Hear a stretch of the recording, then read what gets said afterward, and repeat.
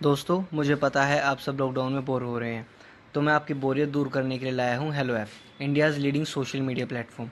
Hello app पे आपको मिलेंगे trending news, funny, educational, cooking, dance और भी बहुत सारे वीडियोस।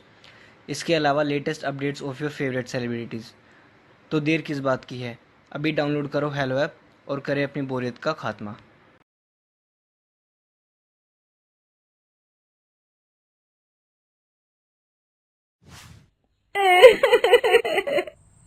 मेरे तो भाग्य फुट गए।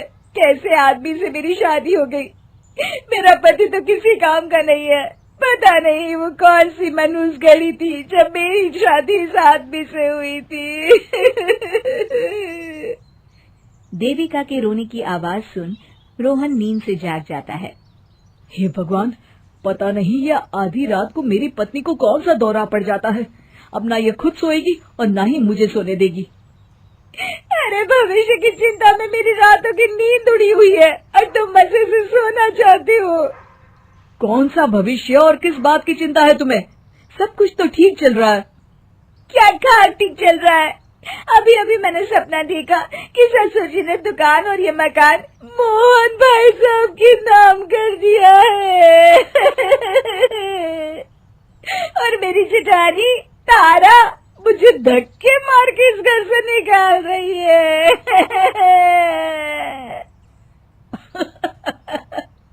तुम तो सपने में कुछ भी देख लेती हो देविका। दांत मत दिखाइए, सपने सच होते देर नहीं लगती। जरा सोचिए, मोहन भाई साहब तो सारा दिन ससुर जी के साथ दुकान पर बैठते हैं। किसी दिन उन्हें कुछ खिला पिलाकर उनसे प्रॉपर्टी के पेपर पर दस्तखत करवा लिए तो हम क्या करेंगे? अरे वाह, प्रॉपर्टी ना हुई, दही बड़े हो गए जो मोहन भैया आराम से प्लेट में सजा के खा जाएंगे। पिताजी की इस पूरी जायदाद पर हम दोनों भाइयों का बराबर का हिस्सा है देविका। लगता है तुम भूल गए, मैं चंपकलाल वकील की बेटी हूँ, तुमसे ज्यादा कानून जानती हूँ। ससुर जी ने ये सारी प्रॉपर्टी खुद बनाई है। हाँ, ये बात तो सच है। अगर वो चाहे तो अपनी सारी जायदाद गली में घूमने वाले उस टॉमी के नाम भी कर सकते हैं। फिर वो टॉमी इस घर में रहेगा, आप नहीं, समझे? इसीलिए जैसा मैं कहती हूँ वैसा ही कीजिए। इस तरह देविका अपने पति रोहन को अपनी बातों के जाल में उलझाकर दुकान का बंटवारा करने के लिए राजी कर लेती है। अगले दिन रोहन देवकी के इशारे पर अपने पिताजी करोड़ीमल से दुकान के बंटवारे की बात करता है। करोड़ीमल एक तजुर्बेकार व्यक्ति थे।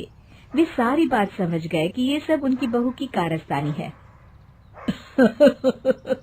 बस इतने से बात बेटा। अरे दुकान में हिस्सा लेकर क्या करोगे? तुम ये दुकान ही रख लो, तुम्हारे भाई के लिए मैं दूसरी दुकान खुलवा दूंगा। क्यों मोहन, तुम्हें कोई ऐतराज तो नहीं ना? जैसा आप ठीक समझे पिताजी। ये सुनते ही रोहन और उसकी पत्नी खुशी से नाचने लगते हैं। रोहन अगले दिन से दुकान पर बैठने लगता है और मोहन की नई दुकान बाजार से दूर एक साधारण सी जगह पर होती है। मेरे पिताजी और मेरा भाई दोनों अनपढ़ होने के बावजूद इस दुकान को चलाते थे, लेकिन अब तो मैं इस दुकान को दौड़ाऊंगा और जल्द ही इस शहर का सबसे अमीर आदमी बन जाऊंगा। आखिर मैं डिग्री वाला जो हूँ। लेकिन हुआ ठीक उल्टा। रोहन को व्यापार की जरा भी समझ नहीं थी। वो ग्राहकों को औने पौने दाम में सामान बेच देता था और कभी कभी तो मुफ्त में भी।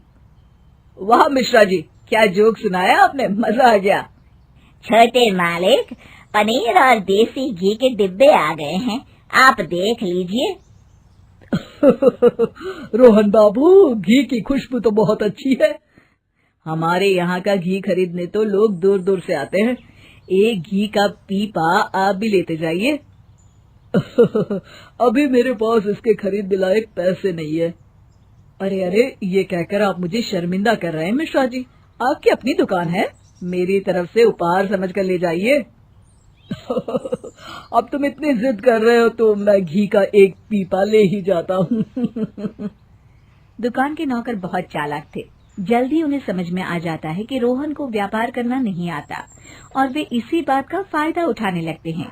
दुकान के सामान में हेर फेर करना शुरू कर देते हैं। अब तो बहुत जल्द मैं अपनी दुकान खोल लूंगा। दूसरी तरफ मोहन अपनी नई दुकान को चलाने के लिए दिन रात मेहनत करने लगता है। ग्राहकों को आकर्षित करने के लिए तरह तरह के ऑफर और सेल अपनी दुकान पर शुरू कर देता है।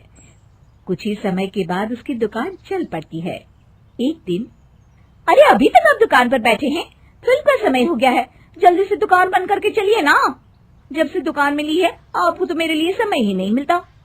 भाग्यवान, मैं तो तुम्हारा ही इंतजार कर रहा था। चलो चलते हैं। इस तरह आए दिन रोहन दुकान छोड़ पत्नी को घुमाने फिराने ले जाया करता। रोहन का दुकान खोलने और बंद करने का भी कोई तय समय नहीं था। ग्राहक जब भी कभी इस बात की शिकायत करते तो उल्टा वो उन्हें ही दो बातें सुना देता था। इस वजह से धीरे धीरे लोग दुकान पर आना बंद कर देते हैं। फिर एक दिन, रोहन बेटा, ये तुम्हारे दुकान की उधारी का बिल आया है, कल उसे चुका देना। उधारी का हिसाब देख रोहन को दिन में ही तारे नजर आ जाते हैं।